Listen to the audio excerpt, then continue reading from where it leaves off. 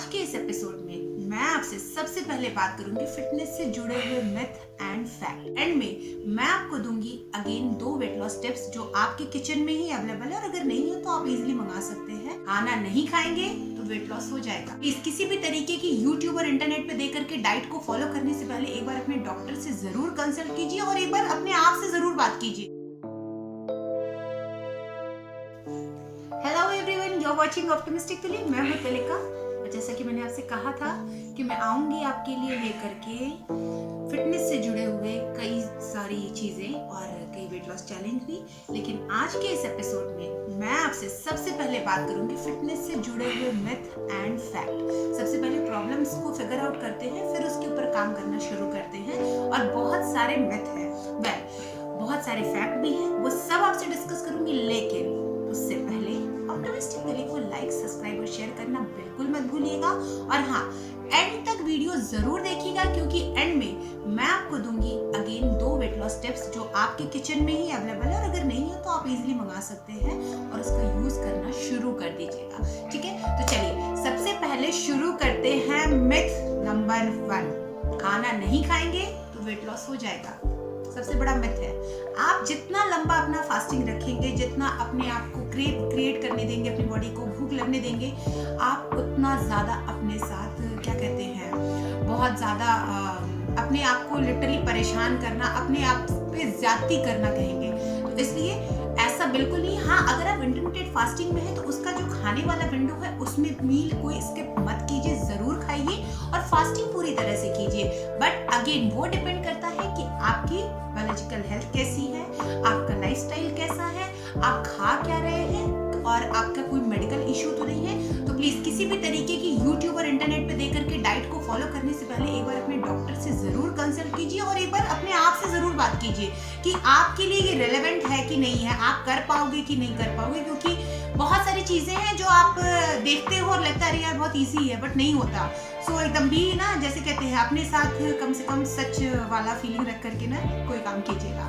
Myth number 2, carb हम एकदम से हटा देंगे तो हम बहुत जल्दी पतले हो जाएंगे। सही है, कार्ब आप पूरी तरह से हटा दीजिए, आप लीन भी हो जाएंगे, बहुत अच्छा है। लेकिन कितने दिन तक और उसका असर कहाँ कहाँ तक पड़ेगा? आपके बाल, आपकी हेल्थ, आपके आईज, आपके स्किन, सब पे उसका असर पड़ेगा। तो अब रादर देन कार्ब को पूरी तरह से गायब करने के बजाय कॉम्प्लेक्स कार्ब खाइए। मैंने पिछले एक वीडियो में आपको बताया भी था कि आप अपने कार्ब को, सपोज रोटी को, चावल को आप मिलेट से रिप्लेस कर सकते हैं। तो please consider complex carb rather than कि एकदम ही हटा दो। और किसी भी तरीके का वो पैकेट वाला खाना खाने की कोई जरूरत नहीं है। कार्ब हटाइए, प्रोटीन की मात्रा अच्छी रखिए, अपनी बॉडी वेट के हिसाब से, अपने वर्कआउट शेड्यूल, आपके डेली लाइफस्टाइल के हिसाब से अच्छी रखिए, तो वो फायदा करेगा। लेकिन ऐसा नहीं है कि आप सपोज ठंड है, आप घर में, आपने कोई वर्कआउट नहीं किया और आप सोच रहे हो कि आप आराम से, आपने बहुत सारा प्रोटीन इंटेक कर लिया, अरे अब तो मैं पतला हो जाऊंगी, पतली हो जाऊंगी। एक दिन होने से कुछ नहीं होता है, ये कंटिन्यूअस प्रोसेस है। मिथ नंबर 3, मैं 10 दिन में 10 किलो वेट लूज कर लूंगी या मैं इतने दिनों में इतना लूज कर लूंगी। मैं सेल्फ एक्सपीरियंस से बोल रही हूँ। जब मैंने वेट लॉस किया था मुझे 9 महीने लगे थे अपनी बॉडी से वेट हटाने में और मैंने बहुत रिग्रेसली किया था, बहुत सारी चीजों को एक साथ करके किया था, तब जाकर के 9 महीने में ऑलमोस्ट 40 किलो गया था। लेकिन उस समय मुझे इतना नहीं पता था कि मैं अपने साथ क्या कर रही हूँ। मैंने बहुत सारी चीजें की लेकिन सारा फोकस मेरा किचन पर ही था। मैंने कभी बाहर का कोई artificial diet, artificial meal replacement, किसी भी तरीके का आर्टिफिशियल शुगर कुछ भी नहीं लिया।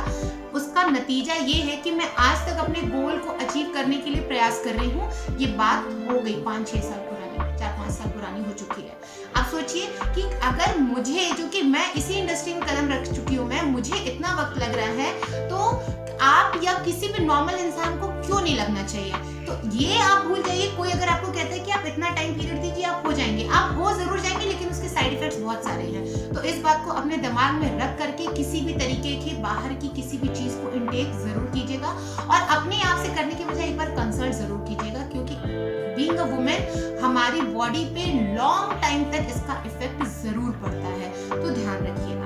अब बात करते हैं फिटनेस किसके लिए क्या परिभाषा है। मैं एक हाउसवाइफ हूँ, मैं एक होम मेकर हूँ, मैं एक बच्चे की माँ हूँ, मैं वर्किंग वुमेन हूँ, मैं टीनेजर हूँ, मैं यंगर हूँ, मैं कुछ भी हूँ, मेरी एज ग्रुप 20 से 30 वाली है, 20 से 25 वाली है, 30 से 35 की है, 35 से 40, 40 से ऊपर की, 50 से ऊपर की है। ये सारा जो क्राइटेरिया है ना, सबके ऊपर अलग अलग असर करता है। तो ऐसा नहीं है कि जो पर्टिकुलर डाइट या जो लाइफस्टाइल एक 20 साल की लड़की या लड़के पे फायदा कर रहा है वो आप पे भी करेगा। बढ़ती उम्र के साथ हमारा बीएमआर लो होता है, हमारी कार्य करने की क्षमता बॉडी के अकॉर्डिंग घटती जाती है। अगर आप अच्छा अपनी बॉडी को रूटीन में रखा आपने तो वो जरूर काम करेगा। लेकिन एकदम से मैं जब कि उठूं कि मैं जब 34 साल की थी तो मेरा कुछ अलग स्ट्रेंथ था, आज मैंने अपना स्ट्रेंथ बढ़ाया क्योंकि कंटिन्यूटी बनी हुई है। अगर मैं छोड़ दूं तो मैं भी नॉर्मल हो जाऊंगी, मैं भी नहीं कर पाऊंगी। दूसरी बात, पीरियड्स हमारे कैसे है, बहुत बड़ा फैक्टर काम करता है वुमेन्स के लिए। हार्मोनल डिसबैलेंस बहुत बड़ा काम करता है। आप कभी उठते होंगे, आपको लगता होगा अरे मैं बहुत ब्लोट हूँ। मैं जैसे भी मेरे पीरियड्स शुरू होते हैं तो मैं एक्सट्रीम ब्लोट हो जाती हूँ, मेरे मूड स्विंग्स होते हैं, एंजाइटी होती है, तो मैं कहाँ से पतली होंगी। ऑब्वियसली वो टाइम पे मेरे को ईटिंग डिसऑर्डर होता है, मैं खाती हूँ, मुझे उस समय खाना चाहिए। That's true. अपने आप से सच बोलना सीखिए। आपको भूख लग रही है, आपको वो चीज चाहिए तो आप खाइए। टॉक विद योरसेल्फ, सबसे बड़ी बात है। लेकिन इसका मतलब ये भी बिल्कुल नहीं है कि आप वो खाते जाइए। लेप्टिन नाम का हार्मोन्स होता है जो हमारे भूख पेट भर गया है, सपोज हमें कितना खाना है, वो हार्मोन्स जो है हमारे दिमाग को बताता है कि अब बस नहीं खाना है। जब आप ईटिंग डिसऑर्डर के शिकार होते हैं तो वो हार्मोन्स डिसबैलेंस हो जाता है, वो बता ही नहीं पाता। रीजन सिर्फ इतना सा है कि हम क्या है कि हम एक बैड लाइफस्टाइल में चले जाते हैं, हम एंजाइटी के शिकार हो जाते हैं, हम सोते रहते हैं, हम पुश नहीं करते अपने आप को। तो ऐसी अवस्था से बचने के लिए, लेप्टिन को एकदम ठीक करने के लिए कोई भी मील स्किप मत कीजिए। जब आपकी बॉडी डिमांड कर रही है कि आपको शुगर खाना है, आपको कोई मीठी चीज खानी है, खाइए। पर यहाँ पे एक ट्रिक है, आप rather than sugar replace with खजूर, गुड़, कुछ भी ऐसा जो आपकी बॉडी के लिए हेल्दी है। तो अपने किचन में ना कोने कोने में उन चीजों को रखिए जो आपको खाने पे एक्स्ट्रा भी खा लो ना तो बाद में रिग्रेट ना हो, अरे यार गिल्ट ना हो, अरे यार मैंने क्यों खा लिया। नहीं होना चाहिए ऐसा। मील कोई भी स्किप मत कीजिए। और बिटवीन द मील हमेशा नट्स, खजूर, dark chocolate, coffee, black coffee जरूर रखिए, इवन चाय भी रखिए। कुछ न कुछ लेते रहिए कि आपको खाली ना पड़े। अब उस टिप की बात करती हूँ जो मैंने बोला था ना कि एंड में दूंगी मैं। तो वो टिप ये है कि अगर आप अपने जॉइंट्स पेन से जूझ रहे हैं, स्पेशली इन सर्दियों में, और आपको लग रहा है कैसे हो, अगर आप इन्फ्लेमेशन से जूझ रहे हैं, अगर आपको लग रहा है कैसे अपने आप को फिट कर पाऊं, कैसे एनर्जी बढ़ाऊं, मोरिंगा पाउडर को अपने डाइट में शामिल कर लीजिए। कैसे भी करके शामिल कर लीजिए, in the form of smoothie या ऐसा टी के तौर पे या नींबू डाल करके। बाकी मोरिंगा की क्या क्या खूबियां हैं और उसको किस किस तरीके से यूज कर सकते हैं सब मैं अगले वीडियो में बताऊंगी। तो आप मेरे साथ तैयार हो जाइएगा। मैं आपके लिए कुछ कंबाइंड वर्कआउट सेशंस ले आऊंगी, उसको कीजिएगा, अपना वेट इन सब नाप के रखिएगा, डाइट भी बताऊंगी और बने रहिएगा अगले पूरे 7 दिन तक मेरे साथ। कहीं मत जाइएगा और जाने से पहले ऑप्टिमिस्टिकली को लाइक, सब्सक्राइब और शेयर करना बिल्कुल मत भूलिएगा। खुश रहिएगा, अपने आप से बातें कीजिए, बहुत अच्छी बातें करता है आपका मन। ठीक है, so be with yourself and be with me. Bye.